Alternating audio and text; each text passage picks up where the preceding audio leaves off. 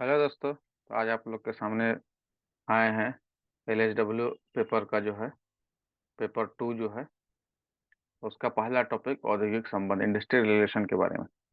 तो इसका हम लोग देखेंगे क्या है ये, इसका परिभाषा क्या है, विद्वानों के अनुसार क्या परिभाषा दिया गया है, जनरल परिभाषा क्या है, इसका उद्देश्य क्या है, इसका कितना पहलू एस्पेक्ट्स, इसका विस्तार क्षेत्र, स्कोप, अन्य आर्थिक नीति में इसका जो है क्या प्रभाव हुआ है, इसको हम लोग देखेंगे।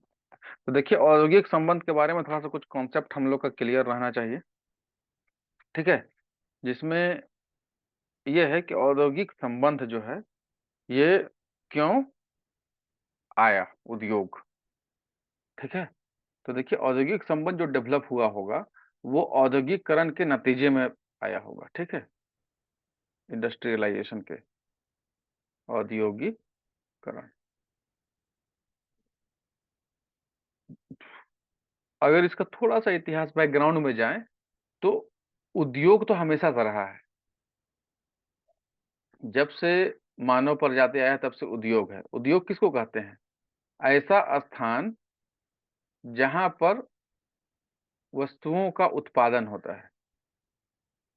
ठीक है, तो अगर मनुष्य जब से है तब से इसको जरूर अपनी जरूरतों को पूरा करने के लिए कुछ न कुछ की जरूरत है।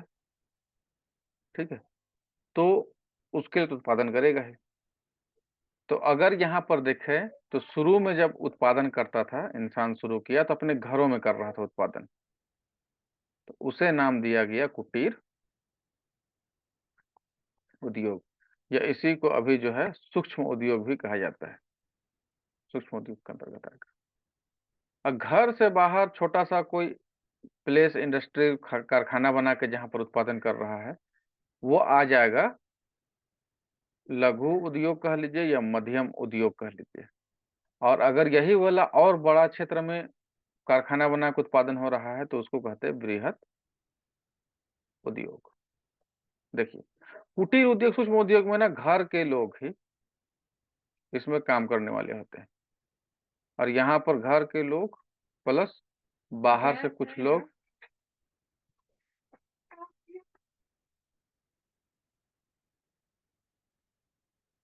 घर के लोग प्लस कुछ लोग बाहर से मजदूर के लेबर के रूप में कार्य करने के लिए लिया जाएगा। और वृहद उद्योग में तो बहुत बड़े पैमाने पर जो है सैकड़ों यहाँ पर जो है मजदूर या श्रमिक जो यहाँ पर कार्य करेंगे, मालिक के अलावा। ठीक है, तो जैसे जैसे उद्योग का स्वरूप बड़ा होता जाएगा, जैसे जैसे उद्योग का स्वरूप बड़ा होता जाएगा वैसे वैसे उद्योग में समस्याएं बढ़ती जाएगी। ये आप लोग को बताए थे पहले। ठीक है, देखिए, उद्योग बड़ा होगा, देखिए छोटा उद्योग रहेगा तो वहां पर जो है मालिक जो है और वही मजदूर है प्लस मजदूर, ये दोनों सेम आदमी है। जब थोड़ा सा बड़ा होगा तो उसमें मालिक या नियोजनकर्ता अलग होगा और मजदूर या श्रमिक जो है वो अलग होगा। यहाँ पर भी बहुत ज्यादा जो है इसका, यहाँ पर जो है, यहाँ पर भी इन दोनों के बीच का संबंध क्या होगा? प्रत्यक्ष होगा। यहाँ पर प्रत्यक्ष संबंध होगा, डायरेक्ट संबंध होगा। ठीक है, और जब उद्योग का थोड़ा सा बड़ा होगा तो यहाँ पर जो है श्रमिक तो होगा, इसके साथ साथ श्रमिक का श्रम संघ भी होगा। और यहाँ मालिक के साथ साथ इसका मैनेजर होगा, प्रबंधक भी आ जाएगा। तो यहाँ पर जो है ना अप्रत्यक्ष संबंध हो जाएगा। और यहाँ पर जो है मतभेद जो है इन दोनों के बीच में बढ़ेगा। और थोड़ा सा अगर आगे डेवलपमेंट होगा तब यहाँ पर जो है जब बहुत ज्यादा विवाद बढ़ेगा तो इससे क्या होगा? देश का जो है आर्थिक विकास वह बाधित होगा। तब यहाँ पर थर्ड पार्टी के रूप में जो है राज्य का हस्तक्षेप होगा। तब यहाँ पर देखिए नियोजक होगा या प्रबंधक प्लस श्रमिक और श्रम संघ प्लस यहाँ पर राज्य या सरकार आ जाएगा। तो यहाँ पर जो है इसको हम लोग कुछ इस तरह से एक डायग्राम से समझेंगे कि ये त्रिकोणीय संबंध है। यहाँ पर लेबर है, यहाँ पर एम्प्लॉयर है, और यहाँ पर जो है स्टेट है। शुरू में जो है यहाँ पर प्रत्यक्ष संबंध है इन दोनों के बीच में, ये वाला। और सेकंड लेवल पर जो है लेबर, एम्प्लॉय और स्टेट, तो यहाँ पर ये वाला संबंध जो है ये अप्रत्यक्ष हो जाएगा। ठीक है। अब यहाँ पर जो है इस वाले सेक्शन में लेबर, एम्प्लॉयर और स्टेट, इन तीनों के बीच जो है एक त्रिपक्षीय संबंध जो है डेवलप हो जाएगा। ठीक है। डायरेक्ट और इनडायरेक्ट दोनों संबंध यहाँ पर पैरेलली चलेगा। अब यहाँ पर देखिए, यहाँ पर दो बात हो सकता है। ठीक है। औद्योगिक संबंध, तो औद्योगिक संबंध को किस तरह से डिफाइन किया गया है, इसका परिभाषा क्या है? तो बेसिकली अगर देखा जाए, हम लोग जो देख रहे हैं इसके हिसाब से अगर देखें तो औद्योगिक संबंध क्या है? उद्योग में एक उद्योग है, यहां पर नियोजक या मालिक या एम्प्लॉयर प्लस श्रमिक, और इन दोनों के बीच में उत्पन्न जो संबंध है यही है औद्योगिक संबंध। कोई कहा कि नियोजक और प्रबंधक प्लस श्रमिक और श्रम संघ, इनके बीच में जो संबंध है वही औद्योगिक संबंध है। कोई बोला कि नहीं, नियोजक, श्रमिक और प्लस राज्य, इनके बीच में जो संबंध है वो क्या कहलाएगा? वो कहलाएगा औद्योगिक संबंध। ठीक है। इस तरह से इसका परिभाषा कुछ दिया गया है।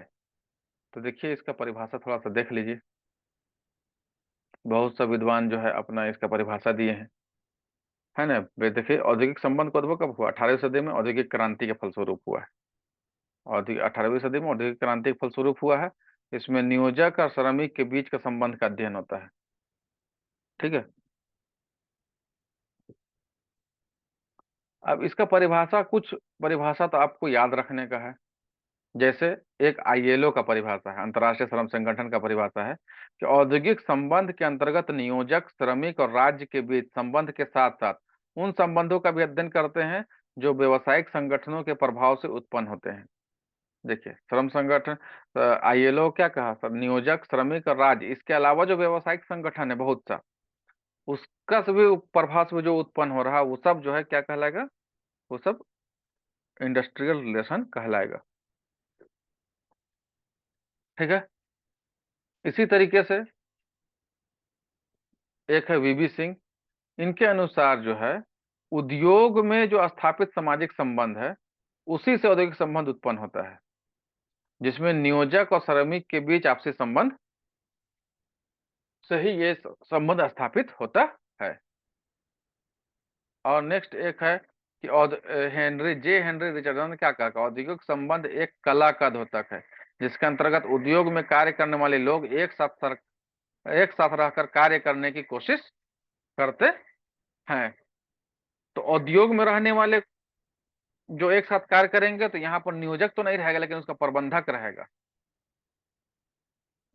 प्लस श्रमिक रहेंगे, और श्रमिकों का फिर क्या रहेगा? श्रम संघ रहेगा, ट्रेड यूनियन रहेगा। ठीक है, ये लेबर यूनियन। तो ये हो गया इसका परिभाषा। ठीक है। अब यहां पर एक बात आप लोग को देख लेना है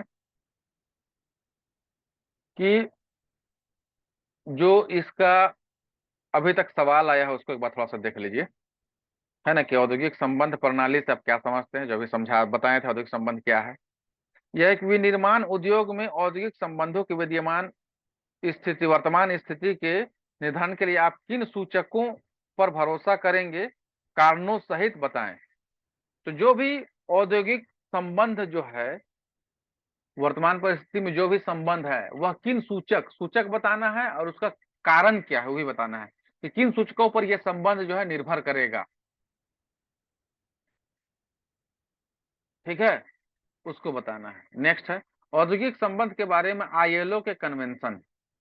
तो आईएलओ कन्वेंशन में औद्योगिक संबंध को क्या कैसे देखा गया है और कैसे इसको जो है डिफाइन किया गया है। फिर औद्योगिक संबंध के पहलू जो एस्पेक्ट्स हैं इसका, मधुर औद्योगिक संबंधों में राज्य की भूमिका। अब जो अच्छा संबंध है, औद्योगिक संबंध है, उसमें राज्य की क्या भूमिका है। देखिए औद्योगिक संबंध दो ही तरह से हो सकता है, एस्पेक्ट में पढ़ेंगे पहलू में। इसका दो एस्पेक्ट हो सकता है, ठीक है। एक तो सहमति वाला, जिसको मधुर संबंध कहते हैं, और एक असहमति या संघर्ष वाला।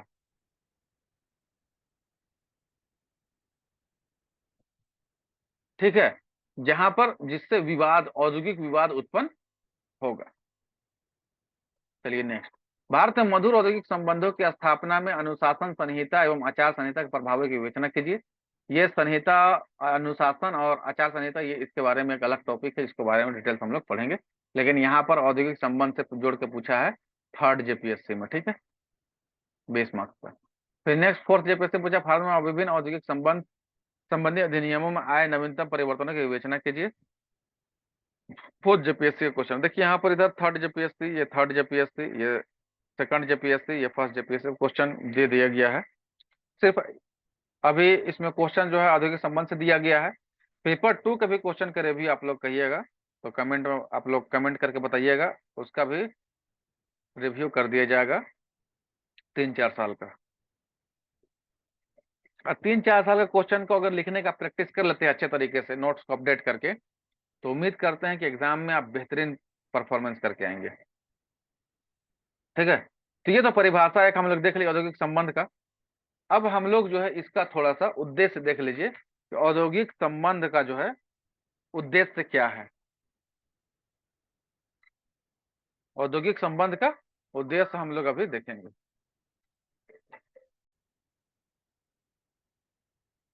तो हम लोग चलिए अभी थोड़ा सा इसका उद्देश्य देख लेते हैं, ठीक है। उद्देश्य क्या है इंडस्ट्रियल रिलेशन का, ठीक है। तो सबसे पहला जो इसका उद्देश्य है वह है जो श्रमिक है, श्रमिकों का हितों का रक्षा करना है। उसका इंटरेस्ट है वो संरक्षित हो जाए, मतलब उसका अधिकार उसको सही से मिले। अधिकार में क्या है, उसका कार्य का जो दशा है वो सही हो, और उसको मजदूरी सही मिले और सही टाइम पर मिले, उसको छुट्टी मिले। ठीक है, तो इस तरह का जो भी उसका हित है, अधिकार है, वो सब बढ़िया से मिले।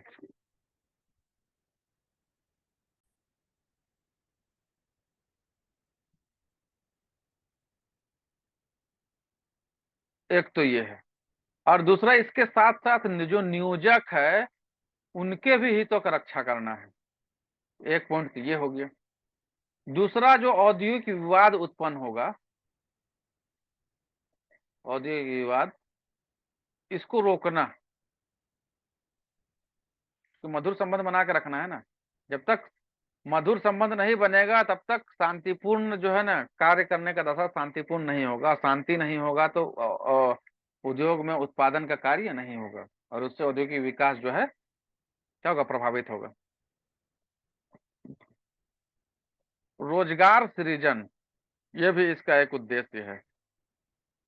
ठीक है, उसके बाद आर्थिक विकास, ये इसका उद्देश्य है। ठीक है, उसके बाद सामाजिक जो असंतुलन है, असंतुलन है, उसको भी खत्म करना। ये दोनों आधार पर, एक तो हमारे यहाँ जो भेदभाव है, एक ऊंच नीच का भाव है जाति आधारित, इसको भी, और दूसरा जो है यहाँ पर जो आय के आधार पर जो भेदभाव है, इन दोनों का जो असंतुलन है इसको जो है क्या करना, कम करना, असंतुलन को कम करना। छठा, एक इसमें जो है ये है कि जो औद्योगिक लोकतंत्र है, औद्योगिक लोकतंत्र, इसको स्थापित करना। तो ये कुछ उद्देश्य है जो हम लोग को आना चाहिए, ठीक है, पता होना चाहिए कि हाँ ये इसका उद्देश्य है। अब इसका पहलू देख लेते हैं, ठीक है। इंडस्ट्रियल रिलेशन का जो है पहलू, ठीक है, इसका कितना पहलू है? तो इसका दो ही पहलू है, एक सहमति आधारित होगा और एक असहमति होगा। देखिए सहमति वाला में क्या होगा? शांति होगा। तो यहां उत्पादन जो है क्या होगा? ज्यादा होगा। तो श्रमिक यहां पर क्या होगा? इसका मतलब खुश है, मतलब इसका कार्य का जो दशा है और इसका जो वेतन है, ये दोनों क्या होगा? बढ़िया होगा। और इसके वजह से क्या होगा? आर्थिक विकास होगा, ठीक है। और जो इससे असमानता जो है वो क्या होगा? वो कम होगा, आर्थिक विकास बढ़ेगा, ठीक है। असहमति होगा, इसका मतलब विवाद होगा, मतभेद होगा। और इसी मतभेद से औद्योगिक विवाद जो है उत्पन्न होगा। अब बेसिकली यह जो विवाद उत्पन्न होता है दो ही वजह से, एक तो कार्य का दशा की वजह से, ठीक है, किसकी वजह से? कार्य की दशा की वजह से, कि कार्य के दशाएं जैसा बोला गया था काम से पहले वैसा नहीं मिल रहा। और दूसरा सुरक्षा, सोशल सिक्योरिटी, इसकी वजह से, ठीक है, औद्योगिक उत्पन्न होगा। अगर ये होगा तो पता चलेगा क्या होगा? हड़ताल होगा, तालाबंदी होगा, धरना प्रदर्शन होगा, ये सब। और इससे क्या होगा? अल्टीमेटली आर्थिक विकास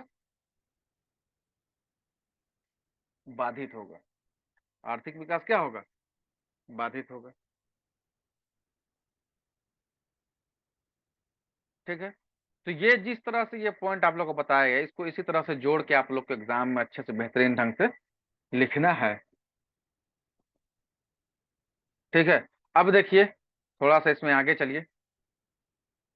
जो सहमति वाला है, कैसे शांति स्थापित रहे, सहमति बना रहे, इसके लिए देश में कई तरह की संस्थाएं जो है या परिषद है वो सब काम कर रहा है। जैसे भारत के सरकार के द्वारा बनाया गया है एक संयुक्त प्रबंध परिषद, संयुक्त प्रबंध परिषद, ठीक है। फिर एक है सुरक्षा सलाहकार समिति,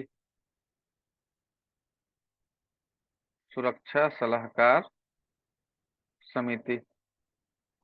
इसके अलावा विभिन्न कानूनों के माध्यम से भी जो है उसमें प्रावधान किया गया है ना, जैसे निरीक्षकों का प्रावधान किया गया है, या फिर उसमें समिति, स्टैंडिंग कमेटी, अस्थायी समिति का बात किया गया है, जो वहां पर औद्योगिक संबंध जो है कैसे मधुर बना रहे, उसमें सहमति हो, शांति स्थापित रहे, इस बारे में कार्य करती है। औद्योगिक विवाद का जहां तक बात है, मतभेद का बात है, असहमति का बात है, तो इसके लिए क्या है? इसके लिए जो है एक मध्यस्थता का माध्यम है, मध्यस्थता किया जाता है किसी के द्वारा, राज्य खास करके बन के आते मध्यस्थता, रिकंसिलिएशन, या सौदेबाजी का एक बात है ना, उनके साथ बार्गेनिंग किया जाता है, औद्योगिक सौदेबाजी कहते हैं। या फिर भारत सरकार का जो है एक्ट है, इंडस्ट्रियल डिस्प्यूट एक्ट 1947, जिसके तहत जो है इसको सुलझाने का जो है क्या पूरा तरीका बताया गया है। तो ये तो हम लोग को बहुत डिटेल से पढ़ना है, इंडस्ट्रियल डिस्प्यूट एक्ट, औद्योगिक विवाद अधिनियम 1947, और औद्योगिक विवाद भी पढ़ना है बहुत डिटेल से। तो ये दो बात यहाँ पर हो गई। अब इसके बाद जो है हम लोग को देखिए कि औद्योगिक संबंध का जो अवधारणा बदला है, वह कैसे जो है बदला है, इसके बारे में थोड़ा सा यहाँ पर हम लोग चर्चा करेंगे। ठीक है, 3 स्तर का हम जो है अभी औद्योगिक संबंध आप लोगों को बताए थे। एक जो चौथा स्तर का जो संबंध है वह जो है निकायों के संबंध में विभिन्न निकायों के संबंध में, देखिए संबंध विभिन्न निकायों से। तो इसमें क्या है, समय के साथ औद्योगिक संबंध का अनेक कारक प्रभावित करने लगे हैं। ठीक है, जैसे सुलह है, मध्यस्थता है, अधिनिर्णय है, पंचायती है, स्वैच्छिक निकाय है, ऐच्छिक निकाय है, फेडरेशन है इत्यादि, इन सब का भी प्रभाव पड़ता है। तो एक यहाँ पर यह डायग्राम है जो आपको जो है अच्छे से बनाना है औद्योगिक संबंध जब भी आगे लिखने के लिए। यहाँ नियोजक या नियोजक संघ का बात है, बायां तरफ कुछ संगठन है जैसे आईएलओ है, राज्य सरकार या केंद्र सरकार है, इसमें सुलह है, मध्यस्थता है, पंचायती राज है, पंचायती व्यवस्था है। इधर श्रमिक और श्रम संघ है, समाज है, सामाजिक संस्थाएं हैं, उच्च न्यायालय है, उच्चतम न्यायालय है, राजनीतिक पार्टियां हैं। इन सब के बीच एक कहीं ना कहीं औद्योगिक संबंध जो है डेवलप होता है, विकसित होता है। इसी को हम लोग देखते देखिए यहाँ लिख दिए हैं। उपरोक्त ग्राफ से स्पष्ट होता है कि औद्योगिक संबंध को कई शक्तियां एक साथ प्रभावित कर रही हैं। अतः इस बदलते हुए औद्योगिक संबंध की अवधारणा की मुख्य रूप से 3 बातें हैं। तो क्या क्या है, एक सामूहिक संबंध है ना। यह वर्तमान में औद्योगिक संबंध के अंतर्गत नियोजक और श्रमिक के संबंध निजी संबंध से बदलकर सामूहिक महत्व के हो गए हैं। ठीक, औद्योगिक विकास को समाज एवं राष्ट्र के विकास से जोड़कर देखा जा रहा है, क्योंकि उद्योगों में कोई भी परिवर्तन समाज या राष्ट्र से परे नहीं है, बल्कि उसको सीधा प्रभावित करता है। दूसरा बात क्या है कि किसी भी देश में विकास के लिए औद्योगिक शांति का होना अति आवश्यक है। यानी किसी भी राष्ट्र, उद्योग या नियोजक की उन्नति तभी संभव है जब उद्योग में शांति स्थापित रहेगी। शांति होने के कारण श्रमिकों और नियोजकों के बीच सहयोग होगा, जिससे उत्पादन और उत्पादकता बेहतर होगा और राष्ट्र के विकास को क्या मिलेगा, मदद मिलेगा। और थर्ड पॉइंट है कि औद्योगिक विकास के प्रारंभिक दौर में जहां सरकार हस्तक्षेप की नीति अपना रही थी, वही वर्तमान में सरकार क्या है, कल्याणकारी राज्य के सिद्धांत पर अमल करती है। और इसके वजह से औद्योगिक क्षेत्र में भी यह क्या करने, हस्तक्षेप करने लगी है, इसका रेगुलेशन करने लगी है। रेगुलेशन, हस्तक्षेप से बढ़िया वर्ड है क्या, रेगुलेशन, नियमन। इसीलिए तो यही नियमन के लिए तो कानून बनाती है ना। इसमें हस्तक्षेप का श्रमिकों को मजदूरी, कार्य के घंटे, कार्य की दशाएं, सुरक्षा इत्यादि में सुधार ला रही है। जैसे कारखाना अधिनियम है, ठीक है, 1948, या न्यूनतम मिनिमम वेज एक्ट है 1936। तो ये सब किसके लिए है, इन्हीं यही सब के लिए, कार्य के दशाओं में सुधार के लिए। अतः औद्योगिक संबंध के इतने व्यापक स्थिति को जानने के लिए उद्योग से संबंधित अन्य सभी कारकों के प्रभाव को जानना आवश्यक होता है, जो आप लोग को पहले डिफाइन कर दिए, बता दिए। अब वर्तमान में नई आर्थिक नीति से इसका क्या प्रभाव पड़ा है, ये हम लोग को देखना है। 1991 में देश में नई आर्थिक नीति लाया गया। ठीक है, क्यों लाया गया, ताकि आर्थिक विकास को ज्यादा प्रोत्साहित किया जा सके, विश्व बाजार से भारत को सहभागिता मिले, जोर मिले और इसको जोड़ सके, औद्योगिक विकास को भी सुनिश्चित किया जा सके और मूल्य नियंत्रण में ये हमको सहायक हो। अब यह 3 कारकों पर निर्भर था, निजीकरण, उदारीकरण और बहुमंडलीकरण, माने वैश्वीकरण। निजीकरण में क्या हुआ, सार्वजनिक और निजी उद्योग को देखा जा सकता है इसमें, कि इसमें जो भी सार्वजनिक उद्योग था उसको कई वर्गों में बांटा गया। ठीक है, और उसका जो है धीरे धीरे निजीकरण करने का प्रयास शुरू किया गया। तो उसमें 3 वर्ग के उद्योग थे, एक बंद पड़ा उद्योग, एक घाटे में चल रहा उद्योग और एक जो है मुनाफा कमा रहा उद्योग।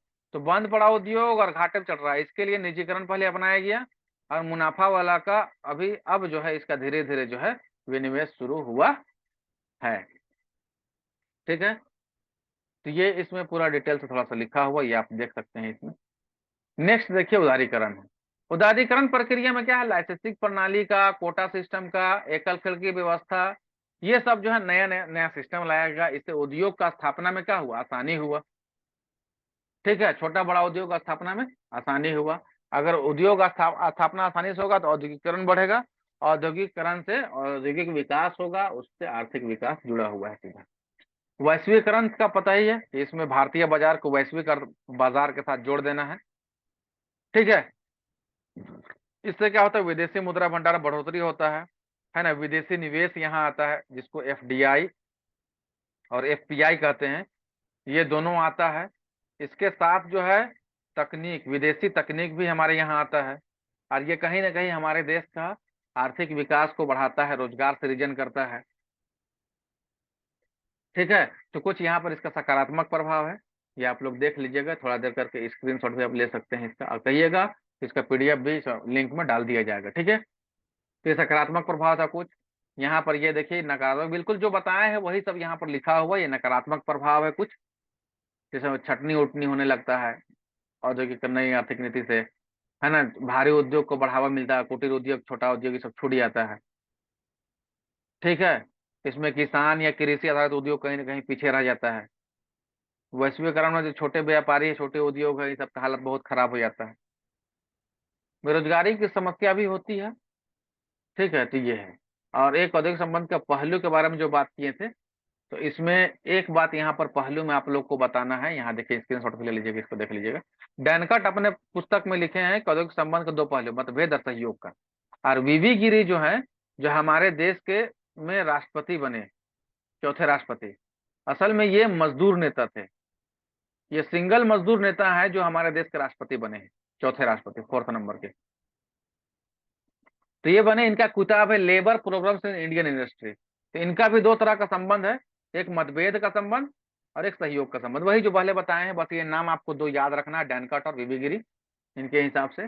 बाकी वही सब इसमें पॉइंट इसमें डिफाइन किया गया है।